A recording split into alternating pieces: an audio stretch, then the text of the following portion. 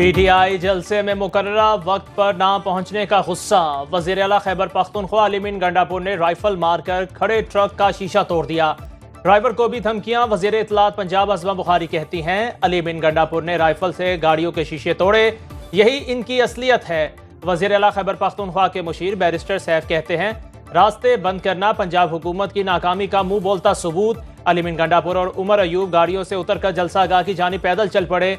दोबारा गाड़ियों पर बैठकर कहना पहुंचे तो देर हो चुकी थी। कारकुनों के नारों का जवाब देकर वापस चले गए। वीडियो पैगाम में कहा, रुकावटें तोड़कर पहुंचा हूं, रास्ते बंद होने के बावजूद जलसागाह में हाजिरी दे दी।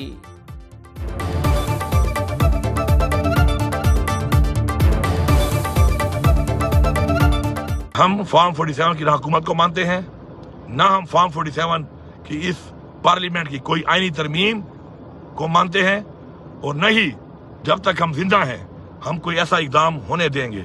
हम अदलिया के साथ हैं, अदलिया स्टैंड ले, हम मरते दम तक साथ देंगे और ये नाजायज नहीं होने देंगे। इस्लामाबाद के बाद तहरीक इंसाफ तयशुदा वक्त पर लाहौर जलसा भी खत्म न कर पाई। एनओसी के मुताबिक 6 बजते ही डीजे ने साउंड सिस्टम बंद कर दिया। पिंडाल की लाइट्स बुझा दी गई। पुलिस के स्टेज पर पहुंचने पर पीटीआई रहनुमा कंटेनर से उतर गए। पिंडाल से कारकुन वापस जाने लगे। डीसी लाहौर सैयद मूसा रजा कहते हैं, एनओसी पर अमल दरामद न होने पर कार्रवाई की जाएगी। पीटीआई के जलसे की वजह से लाहौर के मुख्तलिफ मकामात पर ट्रैफिक की रवानी मुतासिर। ठोकर नियाज बेग चौक में गाड़ियों की लंबी कतारें लग गईं।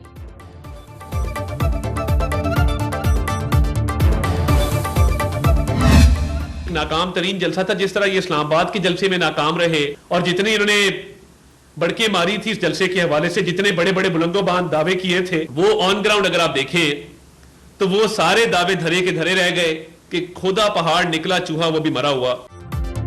अली अमीन गंडापुर ने बड़के मारी, नतीजा खोदा पहाड़ निकला चूहा वो भी मरा हुआ।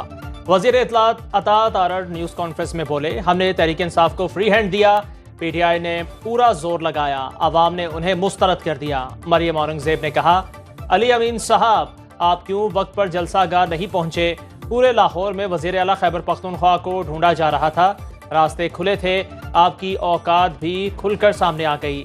जेल में बैठा शख्स वजीर आला खैबर पख्तूनख्वा को कहता है, जाओ पंजाब पर हमला करो, अवाम ने इनको मुस्तरद कर दिया। पाकिस्तान के अवाम रोडों पर है। पाकिस्तान की अवाम अब जमहूरियत के सिवा कुछ कबूल नहीं करेगी।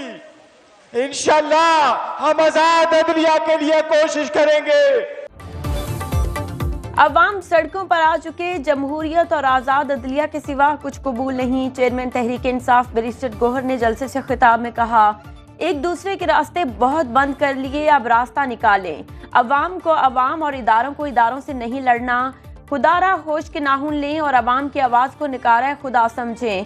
बड़े जलसे के निकाद पर पीटीआई लाहौर को मुबारकबाद देता।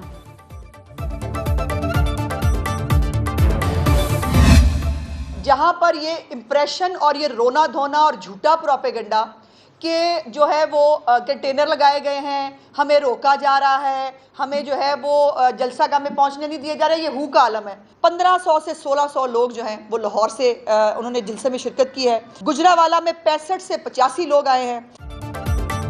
पीटीआई जलसे में किसके साथ कितने आदमी आए, वजीर इत्तलात पंजाब अज़मा बुखारी ने तादाद बता दी। न्यूज कॉन्फ्रेंस में कहा, सिर्फ 3000 लोग जलसे में आए, लाहौर से सिर्फ 1500-1600 लोग निकले। नाकाम जलसे पर रुकावटें खड़ी करने का झूठ बोला जा रहा है। पंजाब से पीटीआई का खात्मा हो गया।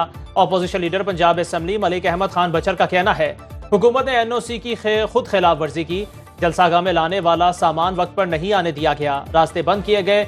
6 बजे जलसा कैसे खत्म कर सकते हैं?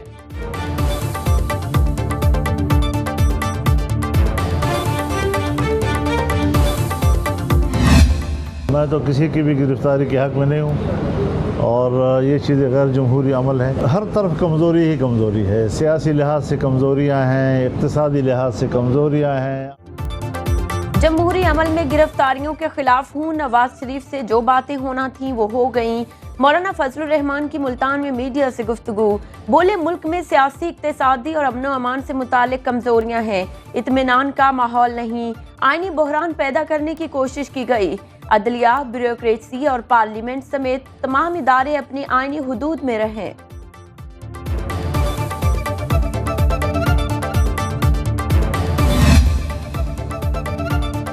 अफगान तालिबान की बहुत सी पॉलिसियों से इख्तलाफ के बावजूद राबते ज़रूरी हैं, मसाइल हैं, लेकिन हमारा ताल्लुक अफगान अवाम से है। अफगानिस्तान के मुंजमद असासे बहाल किए जाएं। अक़वाम मुत्तहिदा में मुस्तकिल पाकिस्तानी मंदूब मुनीर अकरम का गैर मुल्की मीडिया को इंटरव्यू। कहा, अफगान और पाकिस्तानी अवाम के दरमियान ताल्लुक नहीं बदलता। अफगान हुकूमत के साथ इख्तलाफात के हल के लिए काम करेंगे। हम अफगान अवाम की मदद और उनकी हुकूमत की गलतियाँ दुरुस्त करना चाहते हैं।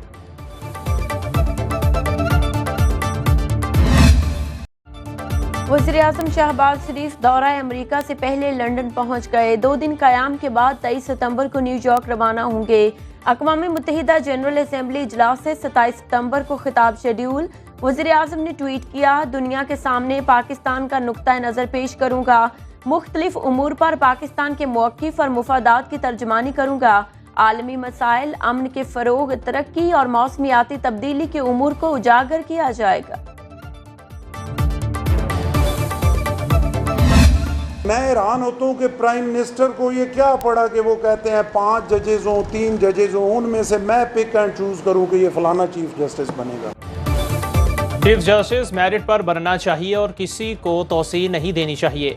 वज़ीर आज़म को क्या पड़ी है वो कहते हैं 5 जजेस हों या 3, इनमें से मैं पिक एंड चूज करूँ, फलां चीफ जस्टिस बनेगा। गवर्नर पंजाब सरदार सलीम हैदर का कहूटा यूनिवर्सिटी में तकरीब से खिताब। कहा, अपोजिशन में तो हम मेरिट चीखते हैं, ओहदा मिलता है तो उसे ही मेरिट समझते हैं जो हम करना चाहते हैं।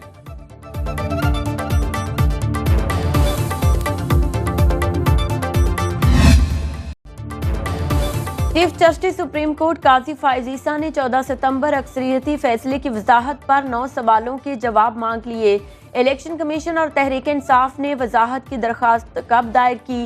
दरखास्तें प्रैक्टिस एंड प्रोसीजर कमेटी में क्यों नहीं भेजी गईं? मुतफरिक दरखास्तें कॉज लिस्ट के बगैर कैसे समाअत के लिए मुकर्रर हुई? क्या रजिस्ट्रार ऑफिस ने मुतालिका फरीकों और अटॉर्नी जनरल को नोटिस जारी किए? किस कमरा अदालत या चैम्बर में दरखास्तों को सुना गया?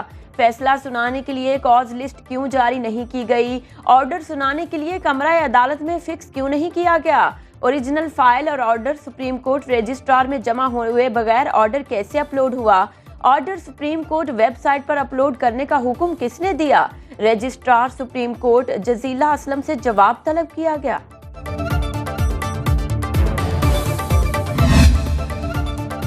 पीटीआई मखसूस नशिस्तों के लिए एक बार फिर सुप्रीम कोर्ट पहुंच गई। दरख्वास्त में मौक़िफ़ अपनाया। इलेक्शन एक्ट में तरमीम का 12 जुलाई के फैसले पर इतलाक नहीं होता।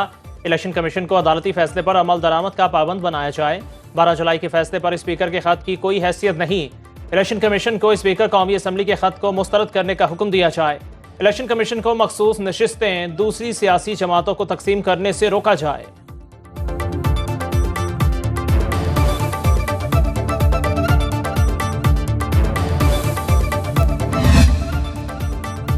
इलेक्शन कमीशन ने पंजाब से पीपल्स पार्टी को कौमी असम्बली की मखसूस नशिस्त दे दी। समीना खालिद घुर्की का बतौर एमएनए नोटिफिकेशन जारी। इलेक्शन कमीशन ने 13 मई को सुप्रीम कोर्ट के हुक्म पर समीना खालिद घुर्की की नशिस्त मुअत्तल की थी। इलेक्शन कमीशन ने पीटीआई को मखसूस नशिस्तें देने से मुतालिक ताहाल फैसला नहीं किया गया।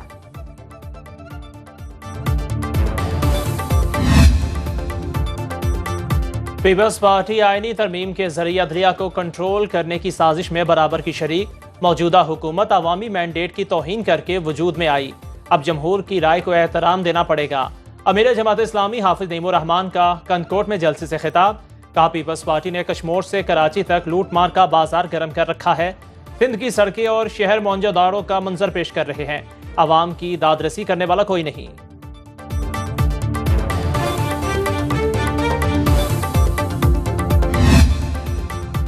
वज़ीर-ए-आला सिंध ने डीआईजी और एसएसपी मीरपुर खास को मुअत्तल कर दिया। दोनों पुलिस अफसरों पर इल्जामात की फहरिस्त बाद में जारी की जाएगी।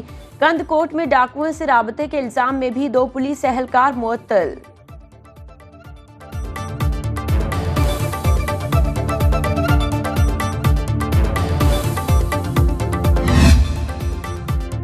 सिंध हाई कोर्ट का तमाम दिहाड़ीदार मजदूरों की सीसी और ईओबीआई में रजिस्ट्रेशन का हुक्म।